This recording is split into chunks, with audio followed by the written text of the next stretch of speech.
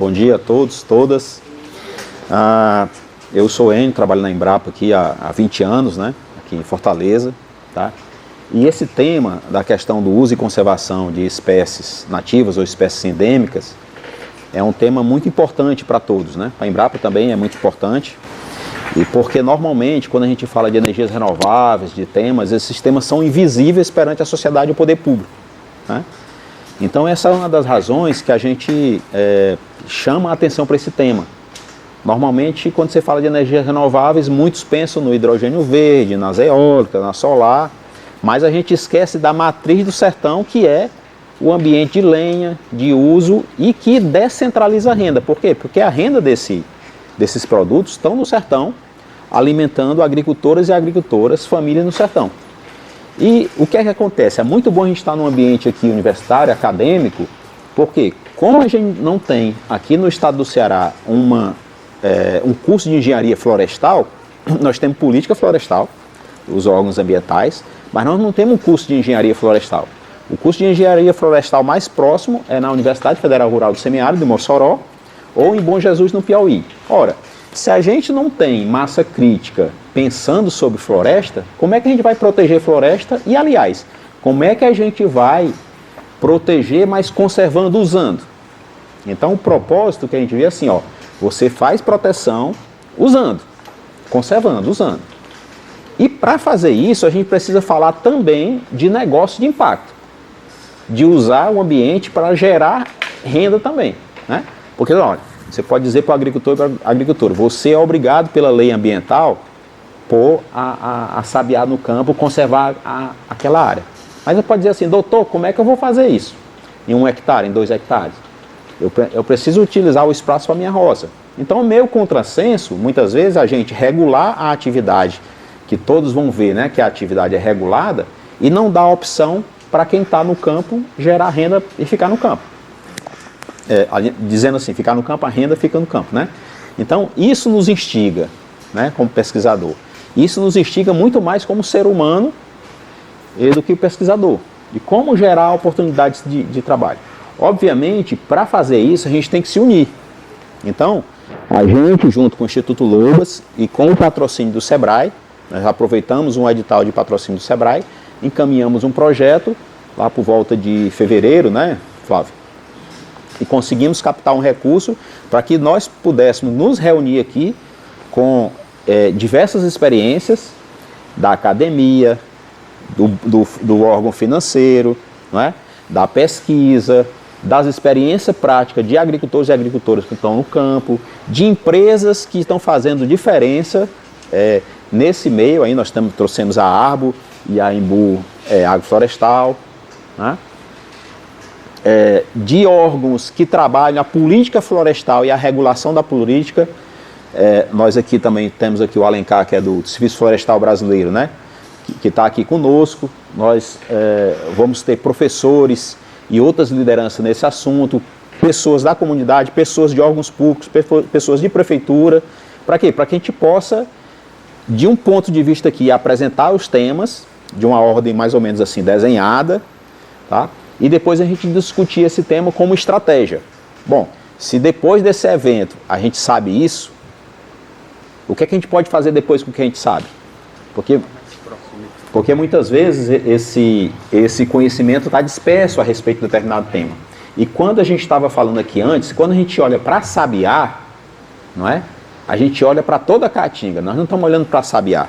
A sabiá é uma espécie-chave para a gente discutir desenvolvimento. Tá? Então é por esse motivo que a gente faz o evento, né?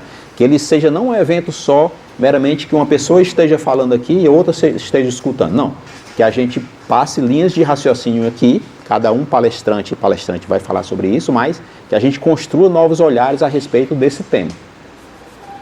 É nosso propósito da Embrapa, ainda em 2025, ao final do ano, a gente fazer um arrazoado de tudo que foi discutido aqui e de informações prévias, de a gente construir documentos que subsidiem políticas públicas nesse tema. Porque a pesquisa faz isso, reúne desafios, reúne possíveis soluções e apresenta caminhos para que os gestores públicos, e a sociedade de uma forma geral, as empresas, possam traçar novos caminhos a respeito da caatinga. E a Sabiá, nós vamos ter a oportunidade de trocar umas ideias aqui, ela é uma espécie essencial para isso, porque ela é fornecedora de madeira, né? É usada para cerca, é usada para suporte na fruticultura, é usada para lenha também, e pode ser, vou falar de forma errônea aqui, né? A questão do eucalipto do sertão. Né? Então, por que a gente não usa Sabiá ao invés de estar apostando em algumas espécies que necessitam, por exemplo, de irrigação, e a Sabiá muitas vezes não necessita? Então, é por esse propósito que a gente vem trazer esse tema. E aí a gente agradece, né, todos esses parceiros, ao Sebrae por ter apostado nessa ideia, e à Universidade Federal do Ceará, através do Departamento de Engenharia Agrícola, Fernando, na sua pessoa, por ter apostado também. Porque quando a gente traz o evento para cá, a gente está no ambiente acadêmico. Tá? Você quer dar uma palavrinha, Fernando?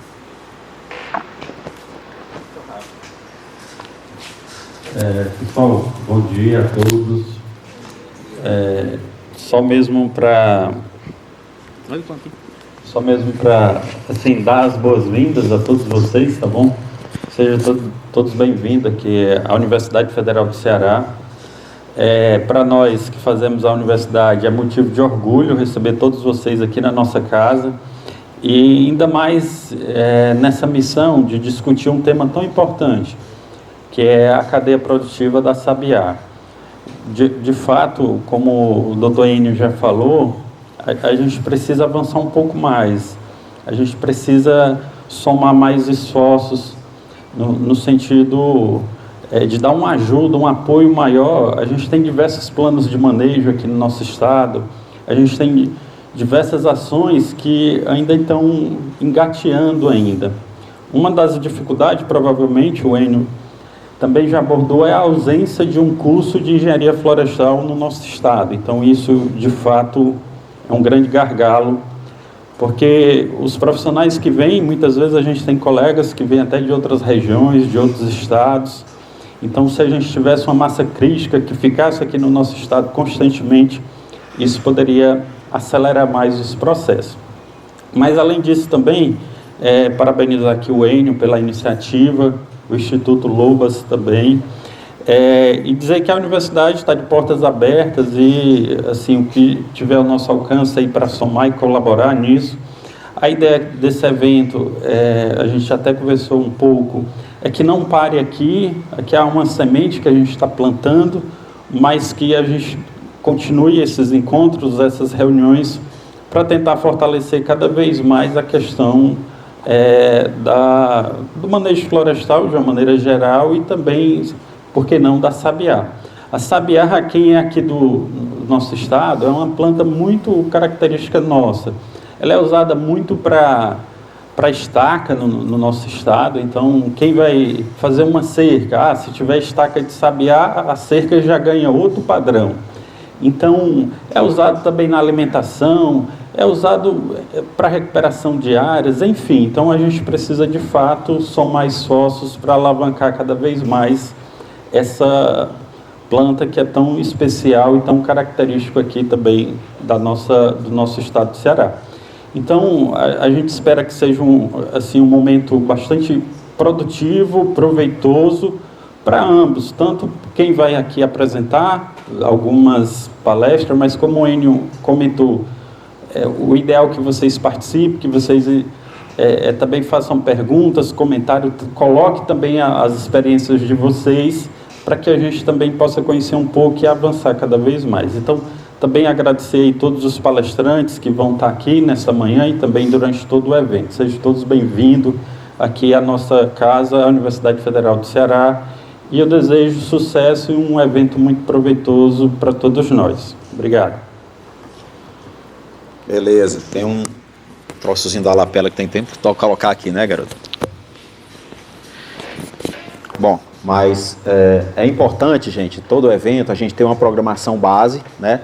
Nós temos a nossa programação, e também eu fui orientado que quando as pessoas estiverem com o microfone aqui falando, se identifiquem, senão a gente abrir para todo mundo se apresentar, a gente não conclui o evento, né? Então, cada um que for falar, pedir a palavra, obviamente depois de cada uma das palestras, que durarão 30 minutos, né? Então, vamos ter 10 minutos para discussão, para perguntas, né? E aí você se identifica, diz a instituição de onde vem, para que nós tenhamos gravado isso. Estamos gravando o evento completamente e depois vamos transcrever, vocês terão acesso a essa informação também, tá?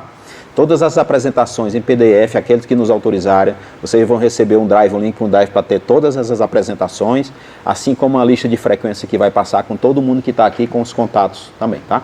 Então, nós pensamos o evento da seguinte forma: nós vamos ter 2 dias de evento, sendo hoje manhã e tarde, e amanhã pela parte da manhã, tá? Nós vamos ter esse momento agora de acolhida com o Instituto Lobas, né, e eu, com a Embrapa. Nós vamos ter daqui a pouco a apresentação da professora Poliana Coqueiro, da Universidade Federal Rural do Semiárido, que vai nos falar um resumo, super resumo do livro que foi lançado, onde a professora é autora, coautora, tá?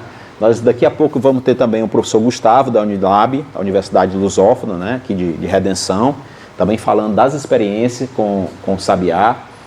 Nós vamos ter um breve intervalo aí, gente, tem que ser breve mesmo. A gente está preparando um lanche aqui, tá? Por volta de 10 horas, 10 e pouco. Nós vamos ter resultados de pesquisa com os colegas da Embrapa aqui, chamado pelo professor Marcos Drummond e pelo colega Viseu de Oliveira, a respeito de o que é que a Embrapa tem feito, o que é que a pesquisa tem levantado nesse tema. Então a gente fez um bloco relacionado a instituições de pesquisa para a gente começar, né? Vocês podem ver que tem a academia falando e a pesquisa falando sobre esse tema. E nós vamos ter logo em seguida a apresentação do nosso colega Alencar Garlet, que é o coordenador regional do Nordeste aqui, sediado em Natal, do Serviço Florestal Brasileiro. Então, como é que o Serviço Florestal Brasileiro age nessa cadeia produtiva, nesse arranjo produtivo, tá?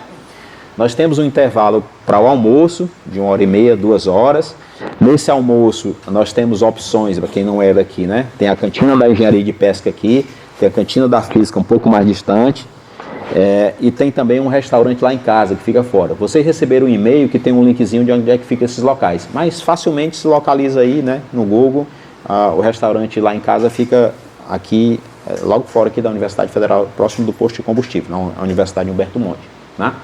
De volta nós temos a participação do colega Daniel Lima, ou Daniel Cordeiro, também conhecido.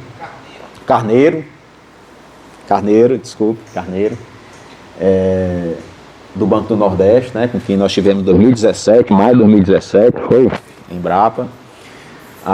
Nós vamos ter na sequência um relato de experiência de um produtor rural e secretário de Agricultura e Meio Ambiente e outras coisas de Viçosa do Ceará, tá?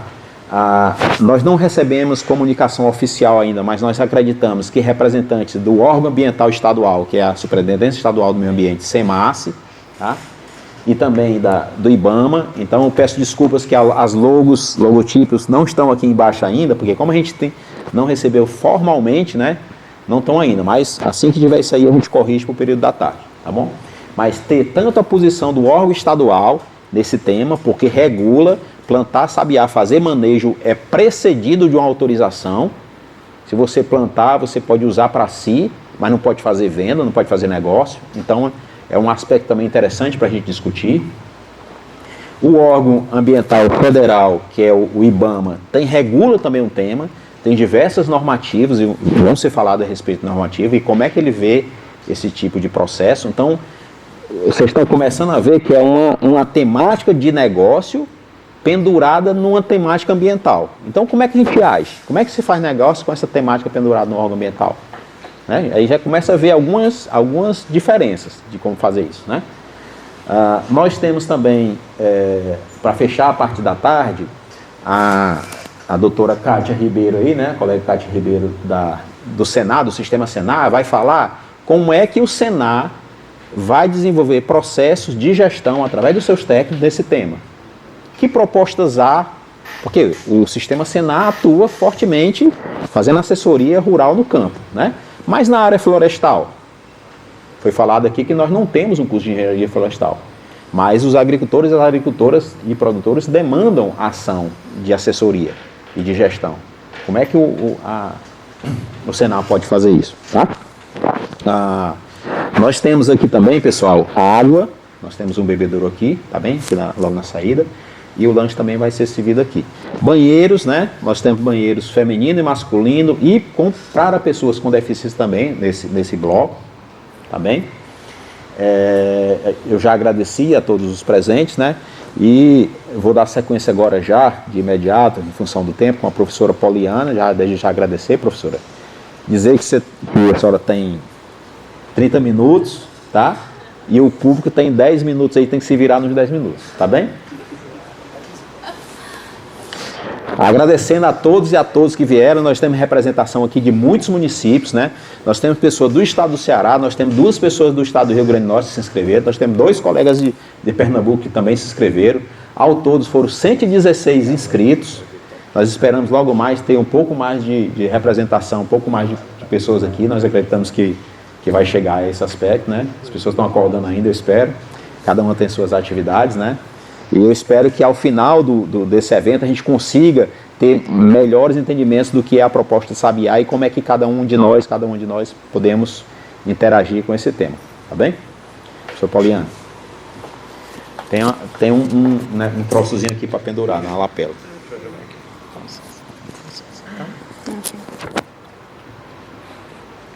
Bom dia a todos e todas, é um prazer estar com vocês aqui nessa manhã, nesse evento, que é muito importante para a nossa região, como o Enio já havia falado.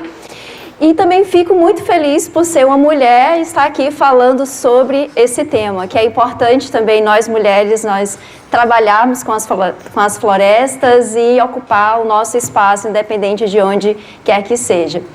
E também eu quero agradecer o convite do Enio, da Embrapa, o convite do Instituto Lobas. Muitíssimo obrigada por nos permitir estar aqui hoje para poder falar um pouco com vocês sobre essa espécie que é bastante importante para a nossa região e que a gente espera trazer luz a algumas questões em termos de conhecimentos, principalmente em relação à aplicação e uso da espécie. Provavelmente todo mundo aqui já tem uma noção, já tem uma ideia de como que se aplica, né, a sabiá, principalmente nas nossas propriedades rurais.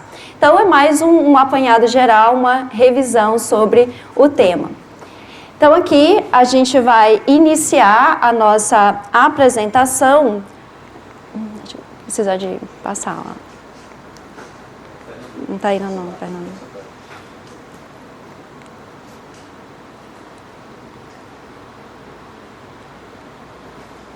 Okay.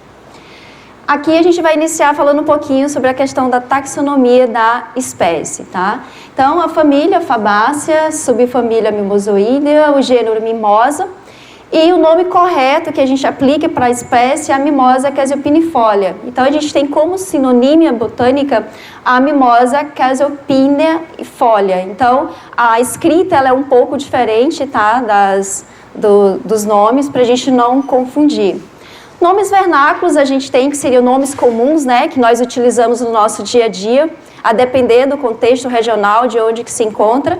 A gente tem a sabiá, sanção do campo e dentre outros nomes que a gente pode trabalhar a depender da região. Aqui no Nordeste a gente utiliza muito o termo sabiá, né? Aplica o termo sabiá à espécie. Então é bastante utilizado, inclusive as pessoas elas nem vão entender se você falar, por exemplo, sanção do campo, que é muito comum no Sudeste aqui do Brasil. Pode passar. Okay. Então, a Mimosa cassiopinifolia aqui, a gente trabalha ela como a sabiá devido ao aspecto dela, né? Da casca dela ser bastante parecido com a ave que a gente tem aqui também na nossa região, que é a sabiá. Então, devido à semelhança que a gente tem do sub, né, da casca da espécie com a ave, que a gente denominou, né, há algum tempo atrás, os nossos ancestrais colocaram-se o nome sabiá à espécie.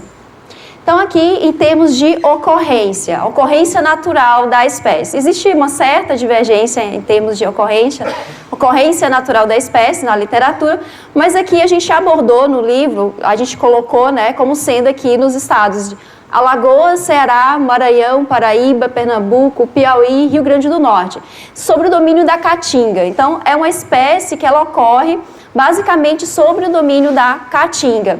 Só que é uma espécie que ela foi introduzida em outras regiões do Brasil. Então, se a gente andar do norte ao sul aqui do Brasil, a gente vai encontrar sabiá. seja em cerca, seja trabalhando ela por diferentes finalidades. Então, a sabiá ela é uma espécie que a gente pode dizer que ela tem uma ampla distribuição em todo o território nacional. Então, ela foi introduzida, né, nas diferentes áreas, mas a área de ocorrência natural lá do início dela é aqui na nossa caatinga. E a gente costuma observar na literatura que aqui no estado do Ceará seria realmente a área em que a espécie ela tem o maior número de indivíduos, maior ocorrência. As folhas da espécie, né, a gente vai trabalhar um pouco a descrição da espécie. A folha da espécie, ela é aqui parabipinada, tá? Então, isso aqui tudo é a folha da espécie. Então, é uma folha parabipinada, onde a gente tem aqui, ó, de 3 a 4 pares de folíolos, a gente tem 1, 2, 3 aqui. Então, essa folha, ela tem 3 pares de folíolos, que possui aqui a base arredondada aqui das folhas, folhas acrescentes, né? Menor para maior, mais acima. Então, no início da estação seca, a planta ela vai perder as folhas e no início da estação chuvosa, ela vai reenfolhar. As inflorescências do tipo panículos de espigas, como a gente pode observar aqui, ó, parece uma espiga. Quem é produtor rural, que trabalha lá com milho, né, parece uma espiga, por isso o nome, panículos de espigas. As flores, elas são bem pequenininhas, então aqui, ó, cada espiga dessa aqui, a gente tem várias flores, bem pequenininhas. Então, as flores, elas são brancas, como vocês podem observar aqui nas imagens. São flores brancas e são suavemente perfumadas, o que atrai as abelhas, que o produtor também gosta, porque ele pode colocar na sua área de manejo, né, onde encontra a sabiá, ele pode colocar, introduzir caixas para poder trabalhar com a apicultura, sendo inclusive uma fonte de renda bastante significativa na nossa região. A reprodução, ela ocorre... Pode voltar, por favor? Okay. A reprodução aqui vai ocorrer na estação chuvosa e a floração ela pode durar aqui até 2 meses, tá? Então, uma floração que pode durar até 2 meses, depende muito da região, depende muito do ciclo chuvoso. Por exemplo, lá em Mossoró, a gente tem ano que, quando chove muito bem, a floração ela tem uma duração maior. Já anos que são mais secos, a gente tem uma redução do período de floração. Então, vai depender muito da região e do índice pluviométrico. E na região onde eu estou, lá em Mossoró, a gente tem uma variação pluviométrica e de temperatura também que ocorre durante os anos devido aos eventos climáticos. Então, aí a gente vai observar essas diferenças em termos de período de floração para cada condição climática da espécie. Então, o fruto, a gente diz que é um craspédio aqui, que ele vai formar uma vagem, como vocês estão observando aqui, ó, que vai ter aqui em torno de 5 a 10 centímetros de comprimento e vai ter esses artículos aqui, ó, são uma vagem articulada, tem os artículos. Quando eles estão secos, como vocês podem observar aqui, ó, esses artículos eles se soltam. Por isso é importante para quem trabalha com a coleta de sementes, que também pode ser uma outra fonte de renda para produtores rurais, né, a coleta de sementes. Para isso precisa-se fazer um cadastro como coletor de sementes. Faz-se a coleta de sementes. Para a gente fazer a coleta de sementes, é interessante saber qual que seria o período que a planta ela vai estar liberando aqui, ó, esses artículos, para coletar-se as sementes e ela não se dispersar. Então, antes do período, para a gente coletar a semente. Cada artículo desse aqui, ó, a gente tem uma semente no seu interior. As sementes, elas são pequenas, como vocês podem observar, formato aqui ovoides. A superfície ela é lisa, lustrosa e de cor marrom. Então, aqui é a coloração da semente da sabiá, que pode variar a depender do grau de maturação, ou seja, do grau em que a semente ela está pronta ou não para produzir aqui a sua muda. A gente apresenta o ciclo fenológico da sabiá. Esse ciclo fenológico ele foi adaptado de Ferreira lá de 1989. Tá? Aqui a gente tem o quê? A gente tem a dormência, que vai ocorrer outubro a dezembro.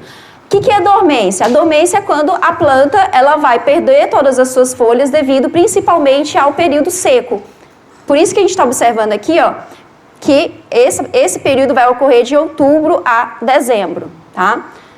Em seguida, tem as chuvas. Logo no início das chuvas, a sabiá, não sei se vocês já prestaram atenção, mas é uma das primeiras espécies a emitir as brotações. Ela tem um sistema radicular não tão profundo, é um sistema radicular mais superficial que faz com que ela absorva a água e rapidamente ela vai emitir as suas folhas. Então, é uma das primeiras espécies a emitir folhas e também uma das primeiras espécies a perder as suas folhas durante o período da seca. Aqui tem a rebrota de janeiro a fevereiro, vegetação plena vai ocorrer de março a abril, que é quando ela está totalmente enfolhada, tá? A floração, final de março a início de maio, frutificação maio a junho e queda de frutos e folhas de final de junho a setembro. Lembrando que esses eventos aqui, ó, eles podem alterar ao longo do ano, dependendo da região onde se encontra e também dependendo das condições climáticas, tá? Da região onde se trabalha a produção da sabiá. Aqui, a sabiá é uma árvore que ela pode chegar a mais de 10 metros de altura até, lá a gente tem alguns indivíduos que têm altura superior a 10 metros, ou pode ter a sua forma aqui na forma de arbusto, em torno aqui de 2 metros, 1,5 metro, 2 metros. Lembrando que o florescimento da sabiá, ela já começa a partir do primeiro ano. Então, a gente, lá na UFESA, né, a depender do período, plantas que com 6 meses ela já começa a ter a sua floração. Vai depender do estímulo que é dado a ela. Aqui a gente tem em relação ao DAP, que é a altura, diâmetro, a altura do peito, é o diâmetro que a gente mede, a altura do peito, tá? O DAP da espécie, ele pode variar dependendo da idade da planta, dependendo também da densidade de plantas, ou seja, o número de plantas que você tem na área, ele pode variar aqui. Esse DAP aqui são de indivíduos aqui com 13 anos de idade, 30 centímetros de DAP. A gente tem aqui indivíduos também menores, com a mesma idade, tá vendo? Ó, mesma idade, mas um DAP inferior. Vai depender muito do genótipo que está trabalhando. Oi? Isso, desculpa, aqui é CAP. Desculpa, é CAP mesmo. Pode pôr. Aqui a gente tem a espécie, ela apresenta uma alta capacidade de rebrota, tá? Crescimento aqui é um crescimento cespitoso, ou seja, tem uma grande quantidade aqui de produção de fuxes de um mesmo indivíduo, a gente tem uma alta quantidade. Isso é muito bom para quando se maneja visando a produção de caibros para utilização nas propriedades rurais. A gente tem também indivíduos que eles podem ter o caráter inerme, né, com acúlios ou sem acúlios. Isso vai facilitar o manejo, né? Então, a gente tem indivíduos aqui com acúlios, indivíduos sem acúlios. Esses indivíduos sem acúlios, o manejo dele é mais fácil de se trabalhar. E também a gente observa que os animais eles têm uma preferência animal para poder se alimentar dessas plantas, né? Devido à não presença dos acúlios, que são esses espinhos que vocês estão observando aqui, ó, ao longo do fuste. Então, para a produção de caibro também, essa forma ela é mais comercial, a gente pode se dizer. Então, o melhoramento genético, a gente tem aqui para a seleção caráter com acúlio e sem acúlio. A gente tem aqui o nosso colega Drummond, que foi a base para a gente começar a trabalhar, né, com o melhoramento genético da sabiá aqui no Nordeste. E ele trabalhou com esse caráter, né? Com caráter inerme, com acúlio e sem acúlio. Aqui a gente tem plantios em campo, lá na UFESA, testando indivíduos com acúlio e sem acúlio, para a gente poder justamente observar quais são as características, né? As diferenças desses genótipos em condições de produção, em condições de campo, testando-se diferentes espaçamentos. E a gente observa que os indivíduos com acúlio e sem acúlio, eles têm praticamente o mesmo crescimento em condições de campo. Em relação ao sistema radicular da espécie, ele é do tipo axial, como a gente pode observar aqui, ó, com raízes secundárias. longas, entretanto a gente tem bastante raízes finas aqui, principalmente na camada de 0 a 40 centímetros do solo, sistema radicular. A gente observa que a espécie apresenta associação simbiótica tanto com micorrizas quanto com rizóbios. Aqui só a imagem ilustrando para a gente a associação com rizóbios. Na associação com rizóbios vai favorecer a planta na absorção de nutrientes, principalmente na fixação biológica do nitrogênio. Daí a importância da gente utilizar a sabiá como uma espécie que vai nos auxiliar na recuperação de áreas degradadas, na recuperação do solo, porque ela vai auxiliar na fixação biológica do nitrogênio, além de outros benefícios que a espécie apresenta. A gente observa também aqui a presença de micorrizas no solo. As micorrizas são fungos simbióticos que também vão auxiliar a planta na absorção de fósforo. Assim, a sabiá, ela apresenta para a gente uma boa, ajuda para poder melhorar a condição, principalmente de solos degradados. Em relação à propagação da espécie, ela pode ocorrer via semente ou propagação vegetativa. Em relação à propagação via sementes, a gente observa que a espécie apresenta dormência tegumentar. O que seria essa dormência tegumentar? O tegumento da semente ele é rígido e devido a essa rigidez, a planta ela vai ter uma dificuldade para absorção de água. Assim sendo, a gente tem aqui algumas metodologias para poder superar essa dormência, que poderia ser a imersão das sementes em água a temperatura 100 graus Celsius por 3 minutos, escarificação mecânica, que a gente pode, por exemplo, lixar aqui a semente na região oposta ao hilo. Tem o desponte, que seria a gente cortar aqui um pouquinho para poder da semente, para poder a água ela adentrar e ocorrer o processo de germinação. Quando a gente trabalha com esses processos aqui de superação de dormência, a gente tem uma germinação mais homogênea e mais rápida. Então você vai ter uma muda com melhor qualidade, porque você vai ter elas com um tamanho semelhante e você vai ter uma previsão de quando que você vai retirar essa muda do viveiro, porque você vai ter elas germinando praticamente próximas umas das outras. Aqui, em relação à propagação vegetativa, a gente tem alguns trabalhos desenvolvidos trabalhando com a espécie. Em relação à estaquia e à micropropagação para a espécie, apresenta baixa viabilidade. Entretanto, quando a gente trabalha com a mini estaquia aqui, nesse sistema que vocês estão observando nessas imagens, que é o quê? A coleta de sementes, produção de mudas, a gente coloca aqui em o que a gente chama de mini jardim, para a produção de brotações, como vocês estão observando.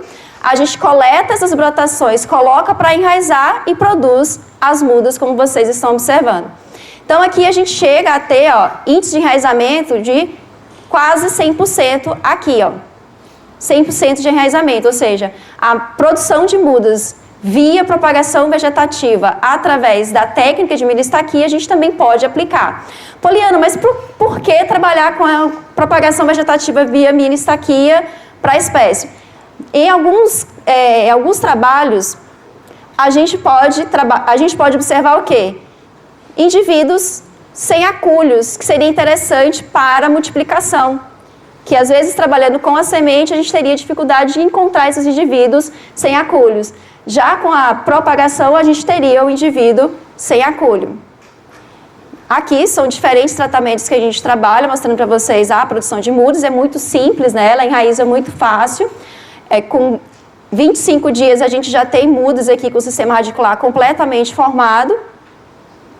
E também aqui, nesse trabalho, a gente observa que indivíduos com acúlio, ele tem um índice de enraizamento maior do que indivíduos sem acúlio. O índice de enraizamento de indivíduos sem acúlio ele é menor.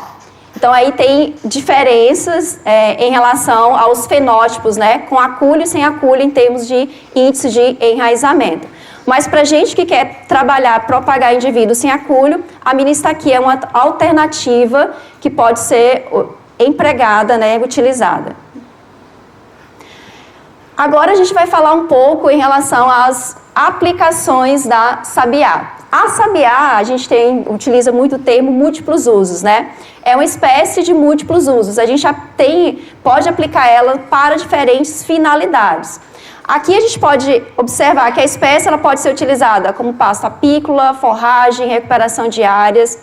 É uma planta medicinal, adubo verde e tem os produtos madeireiros. Com relação aqui à melífera, né, é uma espécie melífera, as flores, como a gente já havia comentado no início, é de coloração branca, tem um cheiro suave que acaba atraindo diferentes espécies de abelhas. E aqui alguns trabalhos que mostram pra gente justamente o quê? Que no período da floração da sabiá, em campo com sabiá, em diferentes regiões do Brasil, tem se observado que há uma predominância do mel proveniente da espécie sabiá. Ou seja, a sabiá é uma espécie que tem um alto potencial melífero, que pode ser utilizado para a produção de mel. Inclusive, eu tenho alguns estudantes lá na Universidade Federal Rural do Semiárido. Enio, cadê o Enio? Enio, vocês não têm curso de engenharia florestal aqui, mas assim, com certeza absoluta, 60% de nossos estudantes lá de Mossoró, eles são aqui do Ceará, viu? Pode ter certeza que tem bastante gente sendo formada que são aqui do Ceará, lá no Rio Grande do Norte. Então, a gente tem estudantes aqui do Ceará que estudam lá com a gente, que eles às vezes chegam com mel, professor, esse mel aqui é o mel da safra da sabiá. Aí, realmente, tem um sabor que é um pouco diferente das outras espécies. Às vezes, eles levam da aroeira. Então, assim, é uma espécie que pode ser utilizada, que já é utilizada por produtores rurais aqui do Ceará e de outras regiões para a produção de mel. Aqui, mais uma vez, só reafirmando esse potencial da sabiá, eles fizeram um estudo e o que eles fizeram? Coletaram mel de diferentes colmeias e observaram qual que era a espécie que mais predominava naquele mel. E a espécie que mais predominou em diferentes regiões aqui do Piauí foi a sabiá. Então, a Mimosa casiopinifolia também, ela está presente na produção de mel. Produção de forragem é uma espécie que ela rebrota muito bem, então algumas regiões, a espécie ela é manejada para a produção de forragem, que seria esse manejo? Faz-se a poda dela para poder manter uma altura para que os animais eles consigam se alimentar, ou então eles trabalham com a fenagem, né? Coletam as folhas para poder produzir o feno e fornecer aos animais. É indicado principalmente a utilização como feno para poder reduzir a quantidade de extrativos presentes que pode ser danoso ao animal. Aqui, a composição botânica de estruso bovino, na época do período chuvoso, tem se observado que em regiões onde tem uma alta incidência de sabiá, ocorre também uma prevalecência de animais que são cultivados em campo aberto, da presença da sabiá nesse estruso. Aqui a gente tem a composição, né, do feno da sabiá. A gente observa que, devido ao alto teor de tanino solúvel aqui, a espécie ela é indicada a trabalhar-se com o feno. Mas também a gente observa que ela tem um alto teor também de proteína bruta, por isso que ela é utilizada e muito utilizada pelos produtores rurais para a alimentação animal. A espécie muito utilizada para a recuperação de áreas degradadas, aqui é o experimento que a gente tem lá na UFESA, né? Após 7 anos, a gente tinha aqui, seria a nossa área inicial, solo totalmente desprotegido, como vocês estão observando. Após 7 anos, a gente fez a medida, a gente tem aqui 10 centímetros de serrapilheira, indicando que realmente a espécie ela pode ser utilizada para a recuperação de áreas degradadas. E quando a gente fez a análise desse solo, a gente observou que o solo ele aumentou o teor de matéria orgânica assim, de forma muito, muito grande. E a gente tem esse experimento com diferentes espécies florestais. Desde eucalipto, acácia, espécies exóticas e nativas, e sem dúvidas a espécie que nós indicamos para a recuperação de áreas degradadas devido a melhoria química que vai promover aqui na área, não só química, mas também microbiológica, é a espécie sabiá. Então, a gente observa que realmente tem uma melhoria da qualidade aqui das questões químicas do solo quando a gente trabalha com a sabiá. Em relação aqui à biomassa de serrapilheira, a gente observa que grande parte dessa biomassa de serrapilheira são das folhas. Então, a planta, naturalmente, ela faz o quê? Ela perde as suas folhas durante o período seco. Então, essas folhas que são depositadas no solo, elas não são perdidas. Elas são utilizadas para poder melhorar a qualidade do solo. Aqui é um estudo onde Podedara, ele trabalhou o seguinte, ó. Ele implantou a sabiá na área para poder fazer a recuperação de uma área degradada, esse aqui no estado do Rio de Janeiro. Aí o que ele fez? Ele utilizou a sabiá como espécie para poder dar condições ecológicas para o solo e em seguida eles introduziram outras espécies florestais que seriam nativas daquela região. E ele observou que com a retirada da sabiá, as espécies elas continuaram o seu desenvolvimento na área, comprovando que realmente a sabiá ela auxiliou no processo aqui de recuperação e auxílio, né, da permanência dessas espécies na área. Adubo verde, a planta ela pode ser utilizada como adubo verde, tem alto teor de nitrogênio nas folhas, né? Lá no início a gente viu que a espécie ela tem um auxílio para a absorção desse nitrogênio, e esse auxílio para a absorção do nitrogênio a gente observa aqui depois no solo, a devolução do nitrogênio para o solo. Como adubo verde, ela vai melhorar a fertilidade do solo, aumenta a disponibilidade de nutrientes, então ela vai aumentar a disponibilidade de nitrogênio, de fósforo, de potássio no solo. É uma espécie que ela é facilmente decomposta, então as folhas da sabiá elas são facilmente decompostas no solo. Aqui ó, é aquele solo que vocês viram lá no início. Olha a coloração dele agora, completamente diferente. Por quê? Está ocorrendo o processo de deposição de matéria orgânica e agora mineralização aqui dos nutrientes. Aumenta a microfauna do solo, olha a quantidade de fungo que vocês observam aqui nessa imagem. Aumenta a umidade, gente, é muito interessante, porque quando você vai na área, né, você choveu 5 dias, você volta, tá seco. Mossoró, não sei se vocês conhecem, né, é bastante seco. Tem um índice pluviométrico reduzido, né, altas temperaturas, evapotranspiração muito elevada. Então, quando a gente chega na área, nessa área aqui, que a gente retira a serrapilheira, embaixo está úmido. Enquanto que nas outras áreas está tudo seco. Então, ajuda na retenção também de água no solo, tá? Aqui, a espécie, ela tem também pode ser utilizada para a produção de tanino, tá?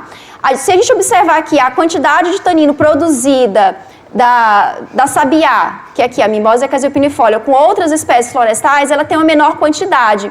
Mas o que acontece? Por mais que ela produza menor quantidade de tanino, mas a qualidade do tanino é melhor do que de outras espécies, como, por exemplo, aqui a unha de gato. Então, indicando pra gente o quê? Que a espécie ela pode produzir tanino, e esse tanino, geralmente, ele é indicado para utilização na indústria farmacêutica, devido à maior qualidade, maior pureza desse tanino. Pode ser também utilizada em sistemas agroflorestais. A gente fez um levantamento de quintais agroflorestais ali na região de Mossoró. E a gente observou que a espécie florestal predominante nos quintais florestais da região é a sabiá. O produtor ele tem a sabiá como uma espécie que vai ajudar na adubação, que vai ajudar na produção de sombra, que vai ajudar na produção de estacas, de lenha, de mourão. Então é uma espécie que o produtor ele utiliza para múltiplas finalidades dentro da propriedade rural e por isso que ele mantém as suas plantas em manejo junto dos seus quintais. Aqui, bens e serviços fornecidos dentro de um sistema agroflorestal pela espécie seria a adubação, produção de sombra, ciclagem de nutrientes, proteção do solo, é uma espécie melífera, forragem para animais e produção de madeira. Tá? Pode ser também utilizada como cerca viva. Acho que a espécie sabiá no Sudeste ela é muito conhecida justamente pela aplicação na cerca viva. Então, ela é muito utilizada na cerca viva. Aqui, alguns espaçamentos recomendados, pode variar de 10 centímetros a 1 metro entre plantas, dependendo da finalidade que você pretende trabalhar a cerca.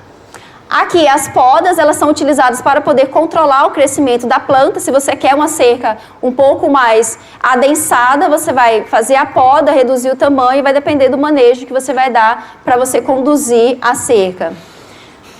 Quanto mais adensadas, a gente vai observar aqui uma cerca mais que vai dificultar a passagem de animais e por aí vai. Sendo que para a cerca viva, por exemplo, há preferência, por exemplo, da utilização de fenótipos que têm acúlios, daquelas plantas que têm acúlios, para poder dificultar a passagem de animais de um local para outro. Medicinal, aqui a gente tem vários estudos, né, indicando aí a sabiá para múltiplas finalidades. Então, recentemente a gente tem aqui vários trabalhos, né, a gente fez uma pesquisa na literatura e observou várias aplicações da sabiá a nível de uso medicinal, inclusive trabalhos aqui da Universidade Federal do Ceará, trabalhando com a aplicação da sabiá como medicinal. Então, ela pode ser utilizada aqui tanto para processos inflamatórios, né, há estudos, né, para a utilização da espécie aqui em processos inflamatórios. Pode ser utilizado também para atividade inibidora moderada aqui para células tumorais. São estudos que estão sendo testados. Aqui o extrato etanólico das inflorescências apresentou efeitos hipotensores, ou seja, ajuda na questão da hipertensão. E o extrato etanólico das folhas e suas frações pode também ajudar aqui na prevenção de danos oxidativos ao DNA de indivíduos testados em laboratórios, aqui no caso de ratos. Ou seja, indicando que a sabiá também tem um potencial medicinal que pode ser utilizado pela indústria farmacêutica. Agora, né, a gente tem, o ano passado, a gente teve aí o sancionamento da Lei 15.041, dezembro do ano passado, que é a utilização para créditos de carbono. Então, a sabiá, a gente tem um estudo aqui, recente, né, desse ano, que acabou de ser publicado, que demonstra a alta eficiência das espécies da caatinga em termos de fixação de carbono. Então, a sabiá, ela também está nesse grupo de espécies aqui, ó, que tem uma alta fixação de carbono e que pode ser também utilizada pelos produtores rurais para poder trabalhar a nível de crédito de carbono posteriormente. Eu vi que a Semácio, não sei se tem alguém da Semácio aqui, mas eu vi que a Semácio está trabalhando nesse sentido, né, de ver associações com produtores rurais. Eu vi de assentamentos para poder promover a venda de créditos de carbono a partir do manejo da floresta nativa. A utilização madeireira da espécie, a gente tem também aqui várias aplicações. Pode ser utilizada carvão vegetal, para produção de energia, né? Carvão vegetal, lenha, estacas, moirões, painéis de madeira, portas dormentes. Então, a espécie ela apresenta múltiplas finalidades. Eu apresentei até então as finalidades não madeireiras, ou seja, que a gente não precisa necessariamente da madeira. Agora a gente tem as finalidades madeireiras. Então, para que a gente pode utilizar a sabiá como fim madeireiro? Aqui os produtos derivados da madeira.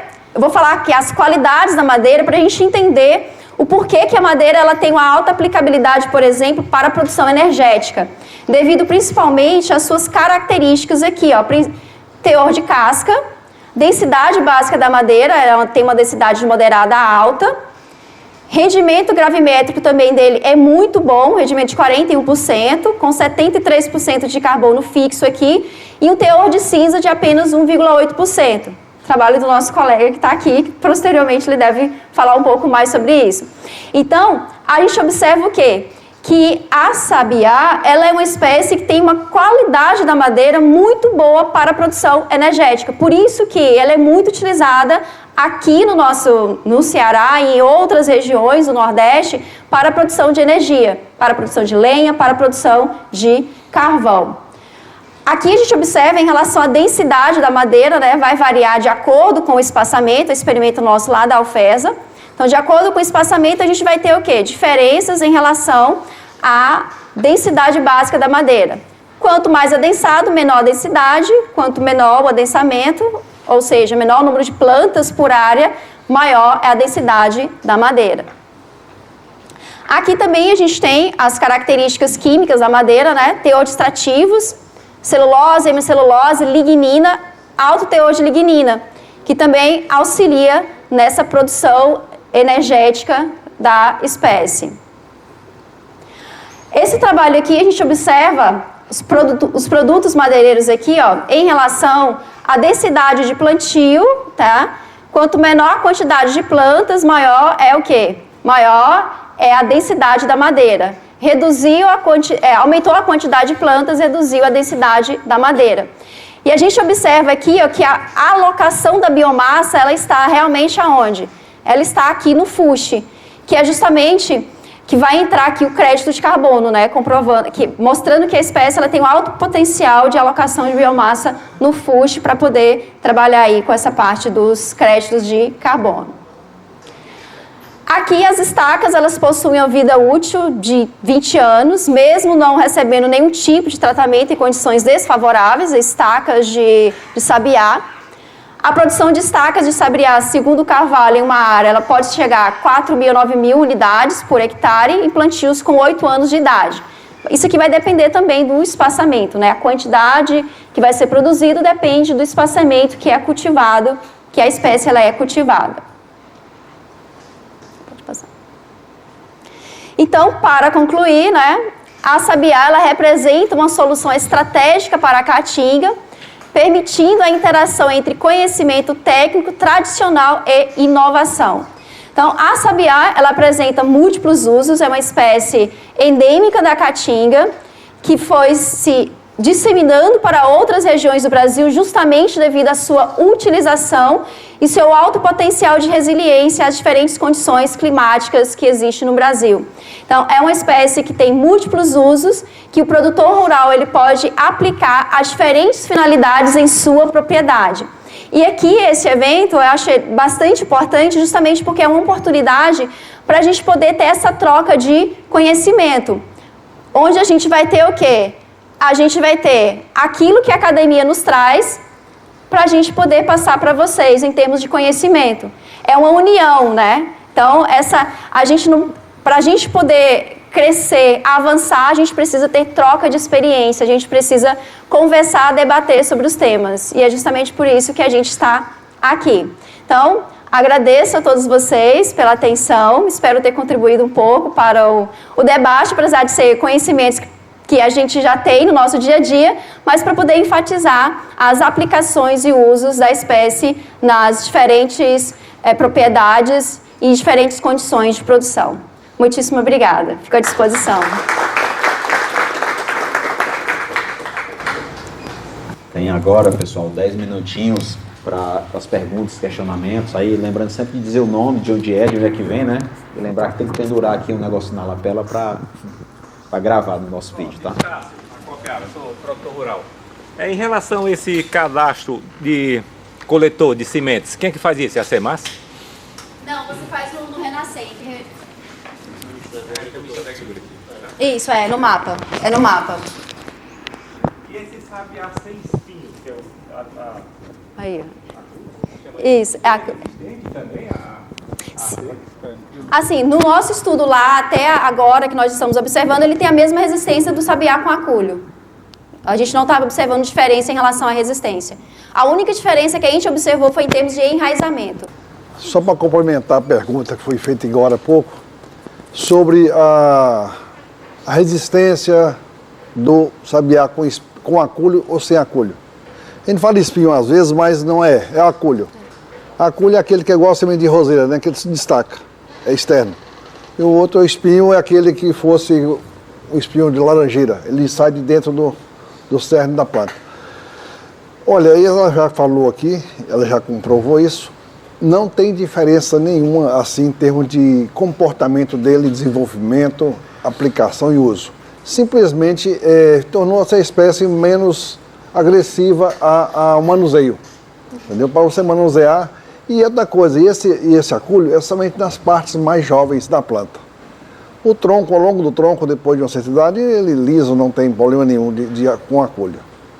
Isso porque, já que existia essa variação natural na natureza, existiam algumas plantas sem espinho, como tem com jurema, mimosa também flora, algumas plantas naturalmente sem espinho, o mandacaru sem espinho. Então essa é uma variabilidade genética natural. A favela, a faveleira também, em nossos filacantes. E isso a gente tem aproveitado para melhorar o manejo, simplesmente, facilitar o manejo do produtor. Tá certo? Mas que ela falou assim, o problema do enraizamento. Nós, lá na década de 90, né, Zildo? A gente fez uma seleção massal e isolou o caractere sem acúlio, tá certo? E como lá ela não é nativa, então foi fácil de isolar e plantar uma área isolada, onde 100% das sementes produzidas eram também sem acúlios. O risco é quando se você plantar uma com acúlio, próximo de uma com acúlio, ela vai segregar. Aí vai ser 50% das mudas com espinho, com acúlio, e 50% sem acúlio. Mas lá no nosso caso, no semiárido lá em Petrolina, não tem esse problema, que lá não é nativo, então a gente conseguiu isolar facilmente, tá certo? Mas aqui no Ceará é difícil porque ela é nativa, e é aqui que ela tem toda a sua exuberância, todo o seu destaque. É até menor, entendeu? Pode ser aí 3:1, né? Então vai segregar, tá certo? E isso aí é uma característica que talvez não tenha esse trabalho de enraizar, fazer a muda por enraizamento, que é uma muda que fica mais cara, mais demorada a produzir, certo? Do que aquela muda diretamente por semente, que ela é uma muda fácil de ser produzida, e então não considero isso como ser um problema, tá certo? O manejo, as condições, a qualidade do material é tudo muito semelhante, então acho que não precisaria disso. E eu gostaria de parabenizar aqui a professora Poliana pela bela apresentação, porque ela passou uma história para a gente, né, que nós chegamos aqui em Petrolina, nós somos pioneiros, engenheiros florestais pioneiros aqui no Nordeste, chegamos em 78, eu ainda sou da primeira turma, estou 47 anos em Embrapa, e aqui não tinha nenhuma escola de engenharia florestal, foi criado em Passo, foi assim. Então, esse histórico foi bacana que eu vi ali, entendeu? Eu até minimizou a necessidade de eu apresentar isso, que ela apresentou muito bem, tudo que foi feito como pesquisa. Ela mostrou até, inclusive, alguns dados aqui que a gente desenvolveu e está nas nossas publicações. E a nossa informação aqui vai ser muito rápida, porque, olha, vão no BDPA, que é um Google da Embrapa, onde você clica lá o que você quer, o assunto, e ele vai dar tudo sobre aquele material que você quer. Por exemplo, sabiá, mimosa sesapinifolia. Aí então ele vai dar tudo que tem. Se você quiser saber o trabalho de Viseudo, Marcos Drummond, você põe Drummond, MA, sabiá. Aí vem tudo que tem. Entendeu? E a vantagem, vem com PDF. Então você tem a publicação diretamente ali na hora. Tá certo? Então acho que eu até dispensaria, e eu não preparei a apresentação assim com esse detalhe de resultados como está na indicação do programa, entendeu? Eu fiz uma apresentação geral, entendeu? Para todas as espécies aqui do semiárido, o potencial, e fazer um comparativo com o sabiá. Então isso mais para frente a gente vai ver isso aqui na minha apresentação, mas parabéns, Poliana, foi muito gratificante ouvir suas palavras e os seus conhecimentos e saber que as pessoas ainda estão ativas e todo dia querendo dar mais informações, mais novidades importantes para o crescimento e desenvolvimento da engenharia florestal aqui no semiárido, no Nordeste especial. Isso. Aí, obrigada, Marcos. A gente tem aqui um livro, o professor Paulo Sérgio, lá da...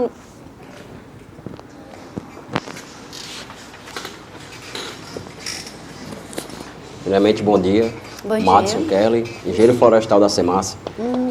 Gostaria de parabenizar a doutora Paulina pela apresentação e fazer uma pequena ressalva em relação ao que foi mencionado sobre a SEMASA. Hoje nós trabalhamos com um certificado de reposição florestal, né?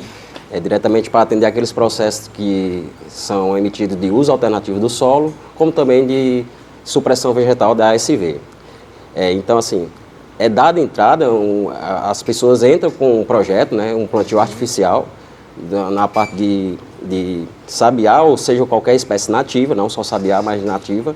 Então, aquela área, a SEMASA vai fazer uma vistoria, vai tentar identificar se de fato aquele plantio foi feito artificialmente, ou então saber deduzir se é natural, né? Então, a gente vai certificar, aquela pessoa vai ganhar um crédito perante a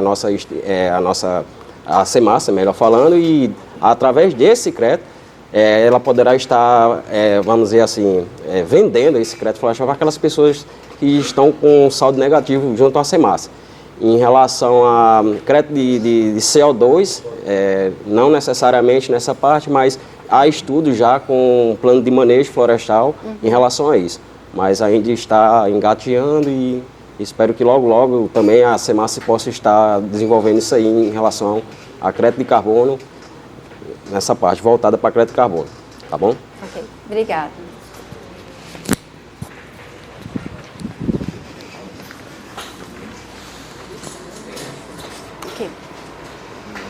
Bom dia, Kleber, sou produtor rural e aluno da UFC em agronomia. Poliana, parabéns pela sua apresentação. Eu tenho uma informação e uma pergunta. A informação é que, recentemente, eu tenho visto o uso da sabiá, o uso madeireiro da sabiá, para a construção de tonéis para cachaça aqui na região da Ibiapaba, no Ceará. Eu acho interessante, não sei bem por que o pessoal está fazendo isso, mas é interessante. E a pergunta é o seguinte: eu quero implantar agora uma cerca viva de sabiá, e eu já tinha pesquisado em documentos da Embrapa, e agora com a tua informação de um distanciamento de 10, 20 centímetros, eu te pergunto, como é que a gente faz o manejo para que eu obtenha um DAP suficiente? Não é? Porque se eu tenho um DAP de 15 centímetros e planto a 10 centímetros, como é que fica isso? Isso não existe, né? Não. Então, quero que você me explique como é que eu faço o manejo, inclusive para evitar o estiolamento dessas plantas. E outra coisa que eu fiquei interessado foi em saber qual a diferença entre a mini estaquia e a estaquia. Como é que faz a mini estaquia da sabiá? Obrigado, parabéns. Obrigada. Em relação à mini estaquia, a diferença da mini estaquia para a estaquia é aonde tu vai coletar o teu material. A estaquia, a gente coleta geralmente de uma planta e já vai estar em condições de campo, propágulo, né, que é a brotação que você utiliza para produzir a muda, ele é maior. A mini estaquia, como a gente tem, como eu mostrei na imagem para vocês, é uma condição controlada. Então, a gente vai produzir a muda em uma condição controlada, onde a gente dá uma adubação, uma nutrição essencial, otimizada para a planta.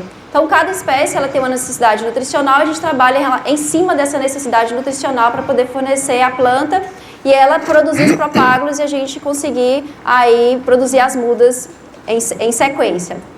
Em relação à produção da cerca viva, então tu quer produzir cerca viva e quer que a tua cerca viva ela te dê estacas, é isso? Sim. Ok, que o boi não pule. Então, aí para você, nesse caso, você vai ter que aumentar o espaçamento. Um espaçamento de 0,10, você não vai conseguir um DAP maior, um CAP maior. Aí tu teria que aumentar o espaçamento, colocar espaçamento de meio, de 60 até de 1, a depender do teu objetivo. Mas aí, lembrando que No início, tu vai ter que colocar arame entre as plantas, porque tu não vai ter o completo fechamento entre as plantas, só após um certo período. Aí no segundo, terceiro ano, tu vai ter, as plantas elas estarão mais com a copa mais formada, né, a depender do manejo que tu der em relação à poda. Oi, Poliana, tudo Oi, bom? tudo bem. Eliseu Toniolo, sou engenheiro florestal, trabalho aqui no Nordeste desde 91, com planos de manejo, mapeamento, sabiá, então eu tenho um pouquinho de experiência. Sim, Adorei bastante. sua apresentação, por isso que eu cutuquei aquela no CAP ali, porque tá. Mas ótima apresentação. Só queria dar uma informação. A gente usa muito os acúlios para saber se a madeira está madurada. Tá? Então, o homem do campo lá, o pessoal do campo, ele sabe. Se o acúlio sai facilmente, a madeira o sabiá está maduro. Isso significa que tem uma maior quantidade de cerne do que de albuno na madeira. Exato. Sim. Então, esse aí a gente usa. Então, e também eu já plantei sabiá sem acúlio e os filhotes dele depois veio com acúlio. Sim, então, aqui o nosso. Então, é muito coisa. Então, é só um adendo, tá bom? Tá bom? Obrigado. Bom dia. Bom dia. Doutora Poliana, produtor rural Éden e Canidé. Eu tenho observado, eu tenho uma área lá que tem muita madeira nativa de sabiá. O plantio, também tem uma parte que eu plantei agora. As nativas, a gente observa que em determinado tempo ela começa a morrer. Agora a pergunta é fisiológico ou é alguma doença, algum fungo que a gente pode... Uma torceira, que a gente chama torceira, que tem 6, 8 estacas boas, né? DPA de 10, 15 centímetros, 2 ou 3 começam a gente chama secar. Sim. Né? O homem do campo lá, que trabalha com a gente, diz, olha, isso é normal, aparece no sabiá, aparece na pau branco, aparece no marmeleiro. Determinado ano que ele está produzindo, ele começa a entrar em senectude, não é isso? Aí eu te pergunto, é fisiológico ou é alguma doença que pode estar afetando? Para a gente começar a investigar. Aí a gente precisa ver se seria fisiológico devido à condição, por exemplo, lá em Mossoró a gente tem anos que tem uma temperatura muito elevada e um índice pluviométrico muito baixo. Então nesse ano, alguns, principalmente quando a gente, por exemplo, tem touceiras com muitos indivíduos que naturalmente ela não aguenta a essa condição. Aí é uma questão fisiológica, mas pode ser que na sua propriedade tenha algum problema fitopatológico. A gente não tem, inclusive a gente tem aqui no livro, tá, algumas descrições de patógenos, mas a gente não tem descrição para sabiá de patógenos que provoca danos a nível de campo, como o senhor está falando, de morte da planta em condições de campo. Pode ser que sejam micro-organismos de outras espécies que estão indo para as espécies nativas. A gente precisaria estudar, coletar material para a gente poder fazer essa verificação. Eu não sei se os colegas eles têm alguma informação em relação a isso, mas...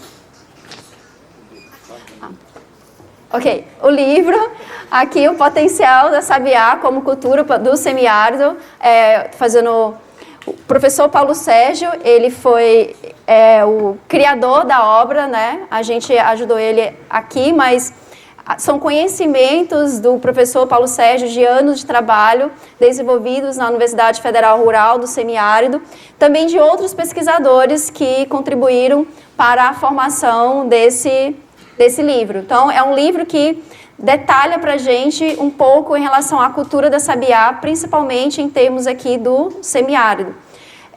Aqui a gente tem várias informações sobre a espécie, sobre a produção, vários trabalhos, né, que foram realizados ao longo do tempo, que concatenamos na escrita desse livro. Então, o professor Paulo Sérgio, ele é uma pessoa bastante visionária, que se interessa bastante pela caatinga e que contribuiu na sua vida, né, literalmente a sua vida acadêmica, para a produção do semiárido.